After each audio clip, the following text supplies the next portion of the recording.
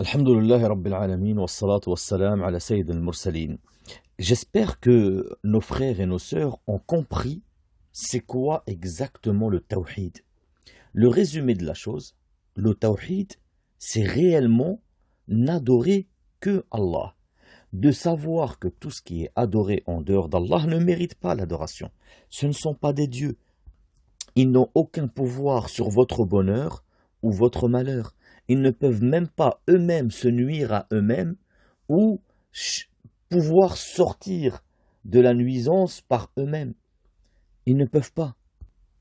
Les chrétiens qui adorent Isa alayhi salam, Jésus, Jésus lui-même ne peut pas se sortir lui-même d'un pétrin si ce n'est pas Allah qui le sauve. Il ne peut rien pour lui-même. Comment voulez-vous qu'il fasse quelque chose pour vous? Il n'est qu'un être humain. Il mangeait la nourriture comme toi et moi. Mais c'est un prophète noble et un grand prophète que Allah a envoyé sur terre pour délivrer le message. Mais il ne l'a pas envoyé en tant que Dieu. Il ne l'a envoyé qu'en tant que prophète, annonciateur et metteur en garde. Et ce que Isa alayhi salam a fait, il ne l'a fait que par la puissance d'Allah. Lui-même, il le dit dans le Coran. J'ai créé cet oiseau-là par la miséricorde d'Allah, par l'accord d'Allah. J'ai fait ceci, j'ai fait cela par l'accord d'Allah. Allah m'a permis de le faire.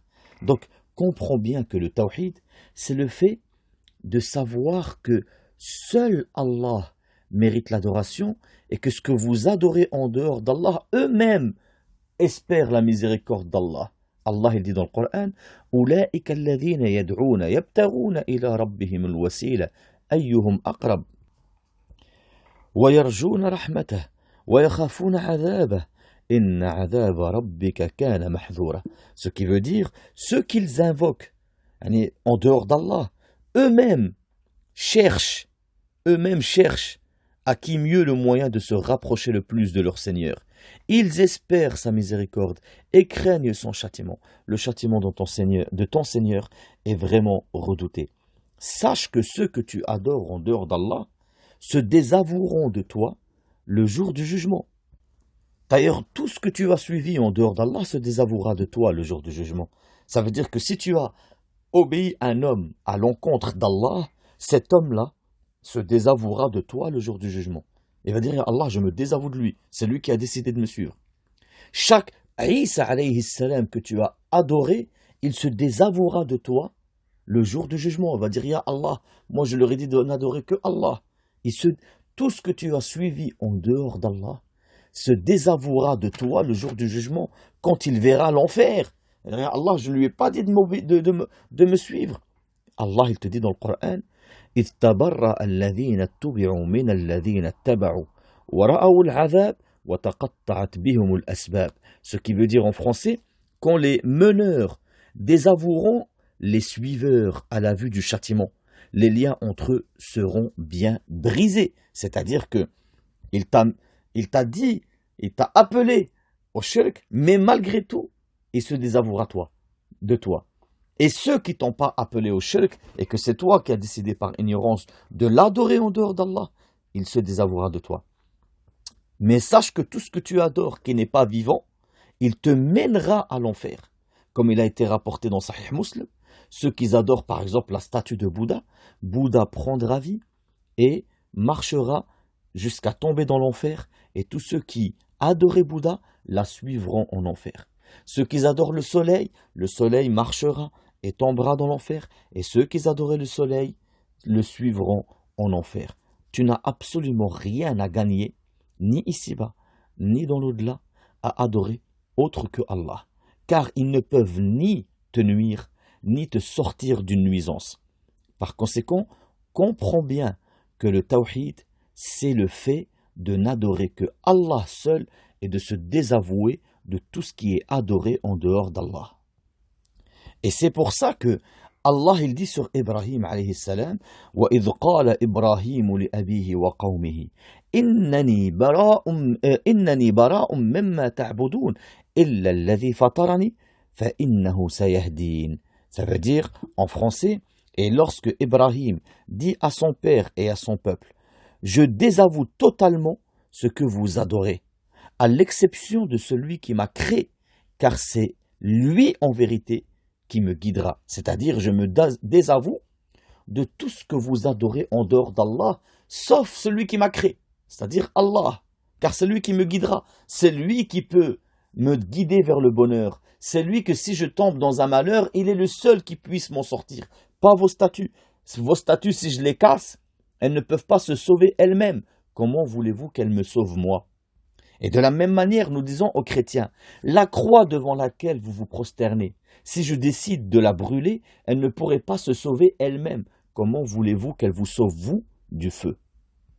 Attention, et j'insiste sur le fait que le shirk et le kufr, ce n'est pas seulement se prosterner devant une croix ou se prosterner devant une statue. Ça peut être aussi le fait de rendre halal, de rendre autorisé ce que Allah a interdit parce que telle personne t'a dit non, c'est autorisé. Si quelqu'un vient te dit l'alcool, il est halal. Tu vas dire, mais attends, Allah il a dit c'est haram. Ouais, mais moi je te dis c'est halal. Et toi tu dis c'est halal, ça c'est du kufr. Et c'est du shirk, c'est de la mécréance. Car tu as décidé de adorer cet homme en quelque sorte, parce qu'il t'a interdit ce que Allah, ou il t'a autorisé ce que Allah a interdit, et toi tu l'autorises. Ou alors il t'interdit ce que Allah a autorisé, et toi tu l'interdis. Et ça c'est une forme de mécréance. C'est de la mécréance d'ailleurs. Car Allah dit dans le Coran, اتخذوا أحبارهم ورهبانهم أربابا من دون الله. Ce qui veut dire, dans une traduction rapprochée, ils ont pris leurs prêtres et leurs rabbins des seigneurs en dehors d'Allah. Ils les ont adorés eux.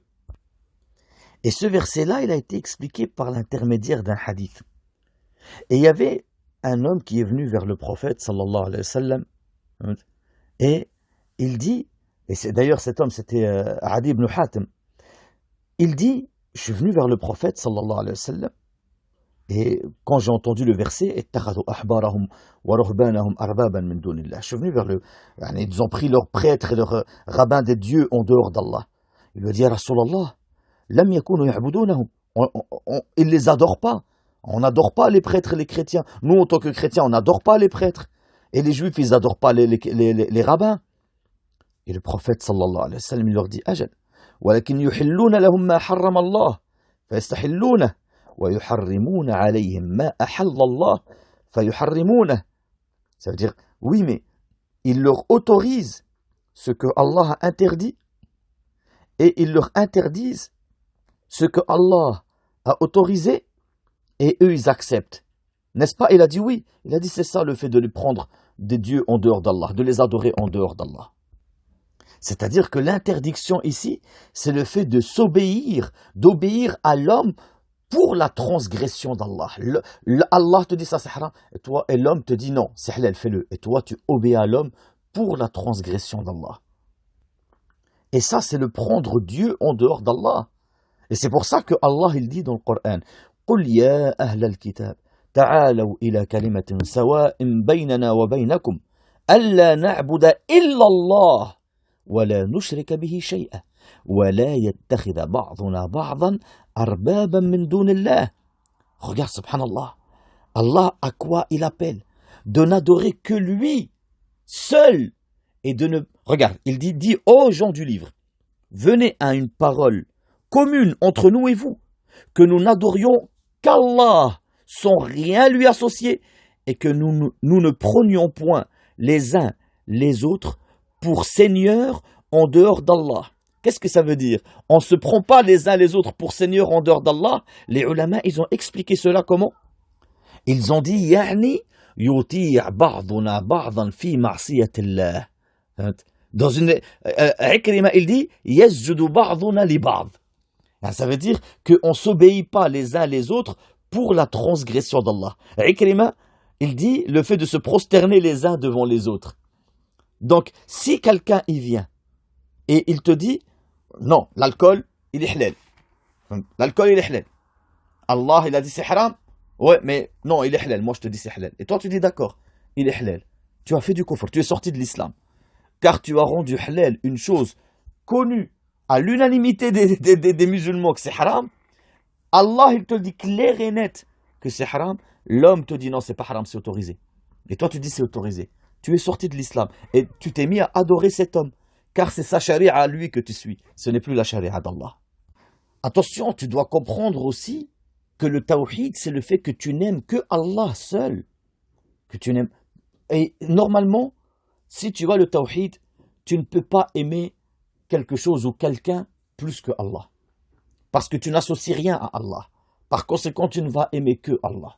Et c'est pour ça que Allah il te dit dans le Coran, وَمِنَ النَّاسِ مَنْ يَتَّخِذُ مِنْ دُونِ اللَّهِ أَنْدَادًا يُحِبُّونَهُمْ كَحُبِّ اللَّهِ وَالَّذِينَ آمَنُوا أَشَدُّ حُبًّا لِلَّهِ. يعني dans une traduction rapprochée, parmi les gens, ils ont pris des égaux à Allah, des associés à Allah.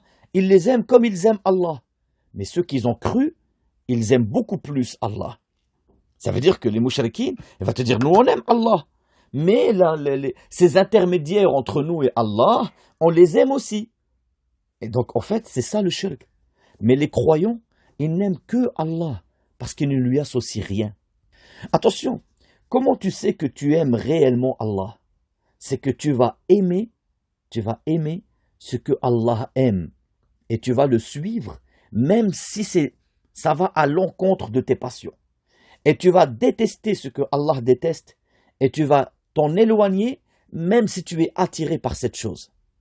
Et subhanallah, dis-toi que tu atteindras la vraie foi que quand tu réellement aimeras pour Allah, détesteras pour Allah, que tu donneras pour Allah, ou que tu priveras pour Allah, et que tu en arrives même à te marier pour Allah. Et d'ailleurs, le prophète sallallahu alayhi wa sallam, il nous dit cela. ذاق حلاوة الإيمان من حب لله في الله وأبغض في الله ومنع لله وأعطى في الله في رواية الترمذي ونكح لله. يعني celui, il va goûter le véritable goût de la foi, celui qui aime pour Allah, qui déteste pour Allah, celui qui donne pour Allah, qui prive pour Allah, et celui qui se marie pour Allah. Et dans un hadith de Anas ibn Malik, le prophète sallallahu alayhi wa sallam, il dit ثلاث من كن فيه وجد بهن حلاوة الإيمان. Trois choses, celui qui les a en lui, il va trouver le bon goût de la foi. Ça veut dire que sa foi va monter au point qu'il va en sentir le goût. Il a dit la première chose, أن يكون الله ورسوله أحب إليه مما سواهما.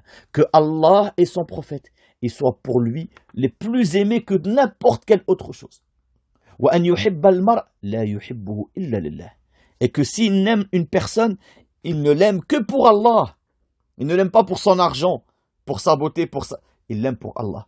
وأن يكره أن يعود في الكفر بعد إذ أنقذه الله منه كما يكره أن يقذف في النار. Et qu'il détesterait revenir au kufr comme il détesterait être plongé en enfer. Pourquoi? Parce qu'il aime tellement Allah qu'il va détester forcément ce que Allah déteste. Attention à une chose, tu dois accepter ce que Allah a ordonné. Et tu ne dois en aucun cas le rejeter ou le détester, en aucun cas. Mais tu dois aimer Allah et aimer ce que Allah aime, et tu dois obligatoirement détester ce que Allah déteste. Et la première chose que tu dois accepter, c'est qu'il n'y a que Allah qui doit être adoré. En aucun cas tu dois rejeter. Oui, mais pourquoi je ne peux pas adorer? Non, en aucun cas. Ça fait de toi un kafir si tu n'acceptes pas que le seul qui mérite l'adoration c'est Allah. Oui, mais moi j'ai envie d'adorer la tombe, c'est un rapproché d'Allah, c'était un homme pieux, pourquoi on n'a pas le droit de l'adorer? Ça m'énerve. Non, c'est ça le kufr, tu dois accepter. D'ailleurs les kuffars, Allah il dit sur eux إنهم كانوا إذا قيل لهم لا إله إلا الله يستكبرون ويقولون أئنا لتارك آلهتنا لشاعر مجنون. Subhanallah. On leur dit, dites la ilaha illallah, ils s'orgueillent et ils disent, allons-nous quitter nos dieux pour un poète fou? Et en parlant du prophète Mohammed sallallahu alayhi wa sallam. Attention, tu dois obligatoirement accepter ce que Allah azza wa jal, il t'a ordonné. Et la première chose qu'il t'a ordonné, eh bien, c'est le tawhid, que tu n'adores que lui. Et tu dois accepter aussi tout le reste que Allah t'a ordonné. Quelqu'un te dit, moi j'accepte pas que Allah il a interdit le vin. Je déteste le fait que Allah il a interdit le vin. Celui-là, il sort de l'islam. Car Allah, il dit dans le Coran, ذَلِكَ بِأَنَّهُمْ كَرِهُوا مَا أَنزَلَ اللَّهُ فَأَحْبَطَ أَعْمَالَهُم. Ceci car ils ont détesté ce que Allah a descendu, Allah a annulé leurs actes. Ça veut dire qu'en fait, ils sont devenus kafir, ils sont devenus mécréants. Donc tu dois aimer Allah, aimer ce que Allah aime. Tu dois détester le kufr, tu dois détester le kuffar, tu dois te désavouer du kufr et te désavouer des kuffars. Attention, et en aucun cas, tu dois aimer le kufr. En aucun cas, tu dois aimer ce que Allah a interdit. Et en aucun cas, tu dois détester ce que Allah a ordonné.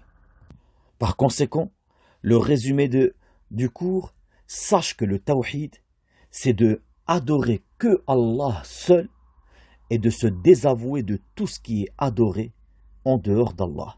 Subhanak Allahumma wa bihamdik, ashhadu an la ilaha illa ant, astaghfiruka wa atubu ilayk.